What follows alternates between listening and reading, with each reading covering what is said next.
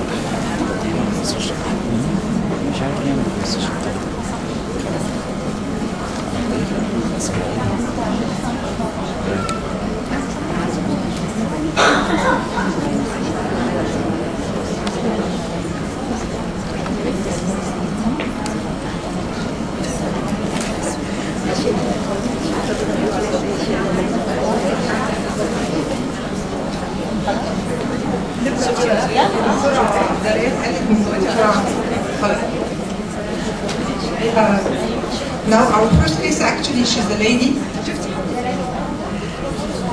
She's a lady, 23 years old, female. She was known to be a beta thalassemia patient. And after a long journey of thalassemia, they did for her a splenectomy. Okay. Post-splenectomy, her platelet count rises up to 2 million. And she's still persistent thrombocytosis. And then 1 month later, she presented with extensive thrombosis in the portal tract, mesenteric, and splenic vein. And then she received treatment with low molecular weight heparin for 2 months, followed by efficient oral anticoagulants, and platelet count maintained near million. Ups and down, but near million. On clinical examination, she's having hepatomegaly, with the smiles without any cirrhosis, her white cell count mildly increased, and with normal differential and mainly thrombocytosis. Hemoglobin was normal. Platelet number was high with many frequent megaplatelets, and leukocyte erythroid as well, it's normal. Liver functions normal, no serological positivity for HCV or HIV or hepatitis B virus. We did for the patient bone marrow biopsy. It was a hypercellular with megakaryocytic clustering, mainly mature forming clustering.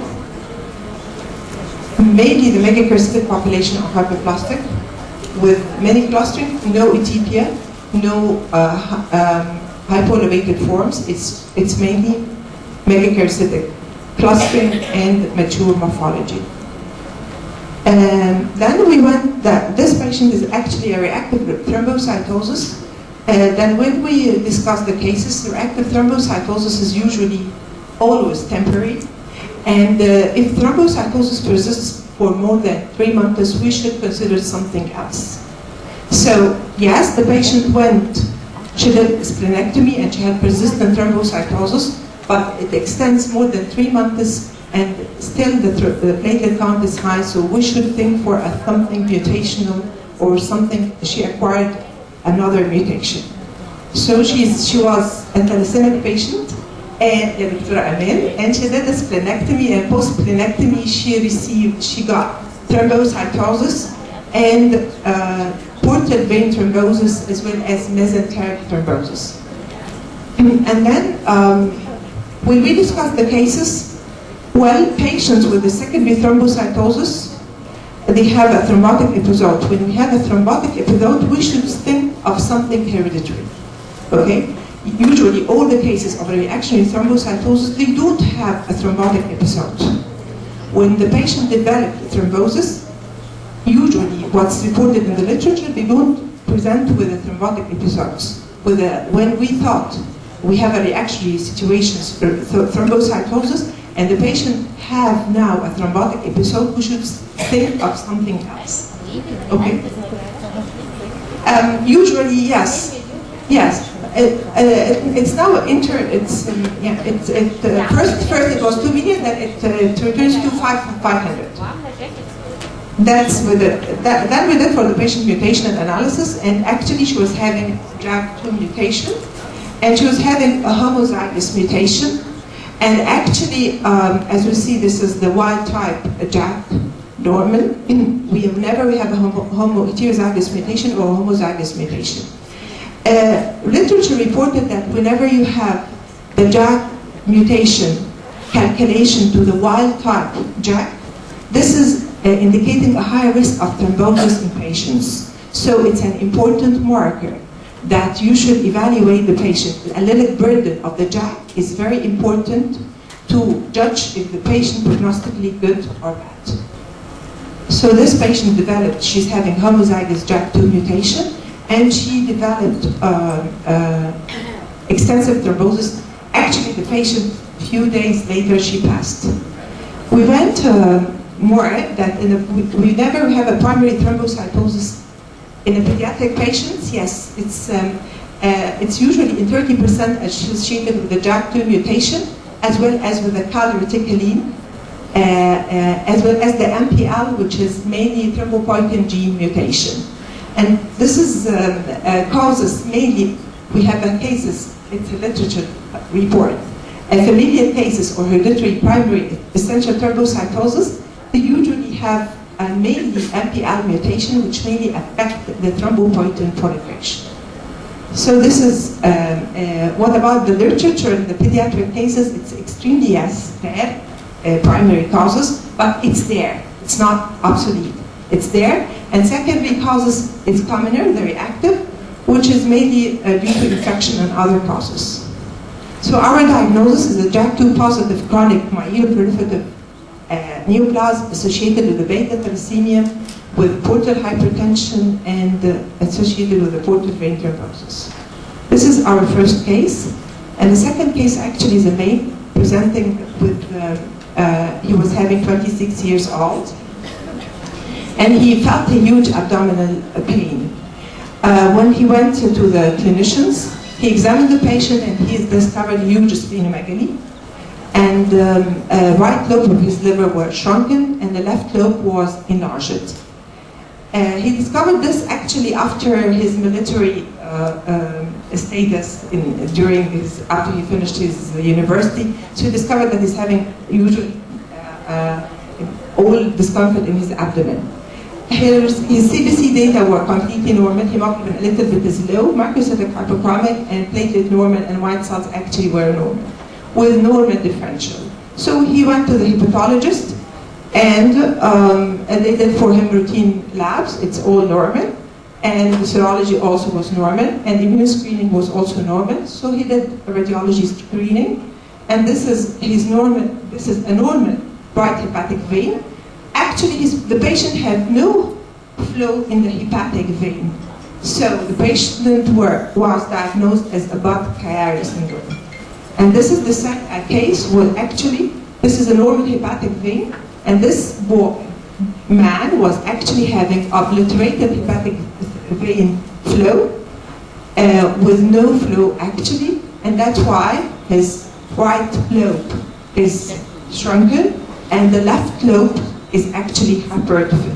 So the patient is actually having a Budd-Chiari, caudate lobe hypertrophy, and is having erythroperitoneal varices. Actually, what's next for the patient?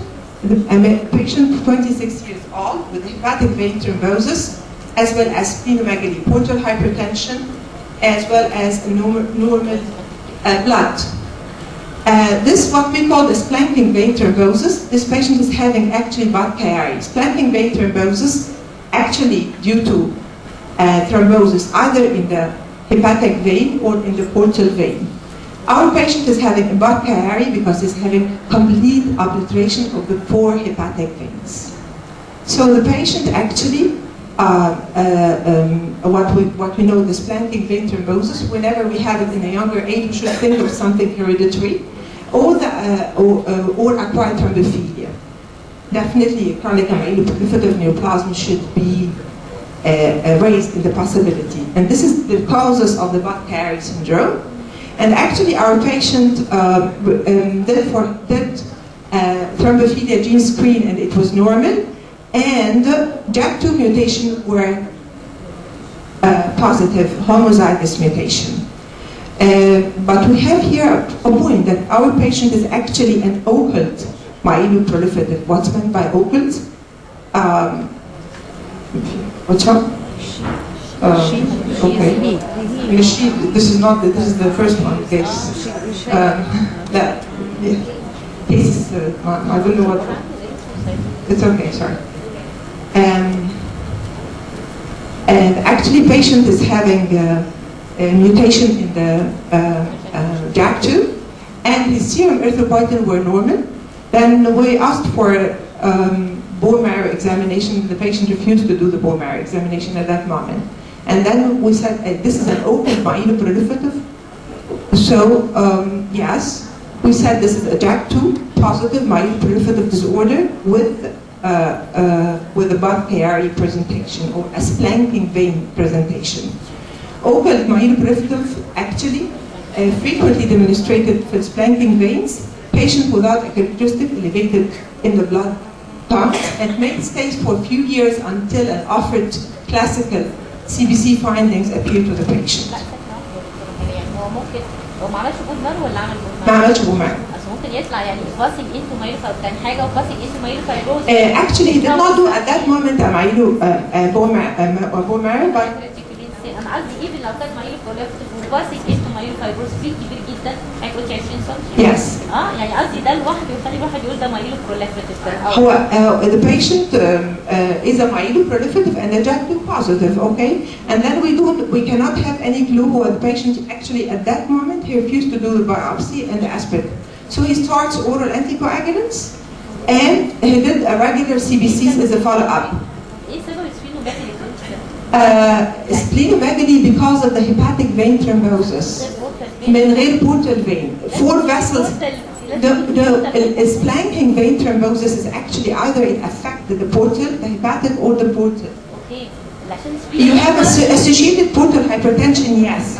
You have hypertension, yes. Yes, we have it. You have a portal hypertension associated معاه, okay? Yeah, the patient is having portal hypertension as well as splenomegaly. And this, we will see that it has an implication to the patient later. Actually, our patient is having, then this is the reported literature. JAK2 mutation was associated with the myeloproliferative status with the typical hematological findings in 41 cases and 14% with the Budd-Chiari and the portal vein thrombosis. Actually, distribution of the myeloproliferative neoplasm subtype between Budd-Chiari and the portal vein vary. They may be associated with the MPL mutation or exon 12 in the JAK2 mutation. The patient is having actually mild anemia. He started Hydra as well as anticoagulant. He was on a regular esophageal ligation for the varices. Then later, 1 year later, the spleen enlarged more and it became 22 centimeter.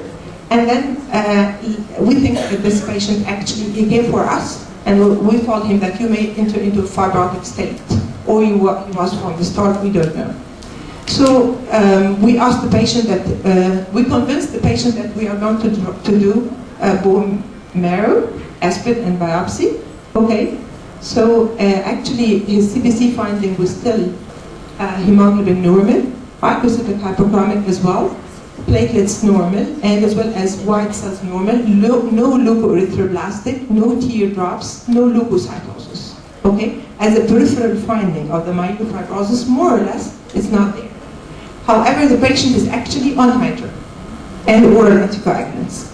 Biopsy done for the patient, and actually marrow was actually, the patient is 26 years old. This is a normal cellular marrow for his age. It's not hypercellular, but the patient on cytoreduction therapy, which is Hydra. So this is because of the Hydra therapy, though the patient is having actually a normal cellular marrow for his age. We have megakaryocytic proliferation, which is very evident. Myeloid proliferation as well, but actually we don't have, erythroid is seen, it's not that hyperplastic. And then when we revise, because the patient is having mainly, is taking Hydra, which is mainly leading to secondary folate deficiency, affected mainly on the erythroid population, so it affects the erythroid rather than the myeloid or the megakaryocytic proliferation. So in a biopsy, actually you have a megakaryocytic proliferation, and as well as myeloid proliferation. Erythroid is there, but it's not that proliferating, taking the upper hand. This is the biopsy of the patient. This is the reticulin stage with actually stage 1 to 2 heterogeneously, no diffuse fibrosis, and we can consider it a very, very mild fibrosis. Our patient with the Budd-Chiari syndrome, we have an oval myeloproliferative neoplasm recognized after JAK2 mutation. Actually, in the first few months of discovery of the huge splenomegaly, he went with the hepatologist and he was transformed from institute to another, and they did not think that it's related to a blood disease because the peripheral data were completely normal. So they don't think that this is an occult myeloproliferative status because the patient is actually 26 years old. So our patient were having occult myeloproliferative with the JAK2 positive, secondary portal hypertension, peripheral blood counts often remain within normal range. It did not change up till now, and he's still under follow-up. And because of the portal hypertension, sequelae, splenomegaly, hemodilution, and iron deficiency, treatment with Hydra masked the bone marrow biopsy picture for the erythropoiesis, which is actually mainly affected with the secondary folate treatment. Our take-home message actually that reactive thrombocytosis should be very temporary, and if thrombocytosis persists longer than after more than 3 months, we should consider of something primary. Open myeloproliferative should be suspected, especially in all cases with this planking vein thrombosis, whenever we have a Budd-Chiari or portal vein thrombosis. Myeloproliferative neoplasm are the most common cause of Budd-Chiari syndrome, it's actually 41%, and non-malignant, non-cirrhotic portal vein thrombosis, it's actually 31%. JAK2 mutation and MPN in Budd-Chiari is higher than compared to the portal vein thrombosis, and JAK2 allelic burden is very important for the prognosis of the patient. Thank you.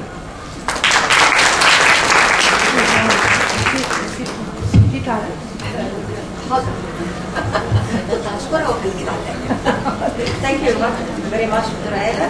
And now we can ask questions. دكتورة هلا، يعني الثرومبوسيتوزيس في الثلاسيميا سبلينكتومايز ده لايف لونج، بس الثرومبوزيس not related to the count بقدر ما هو related to the active chronic active platelet process.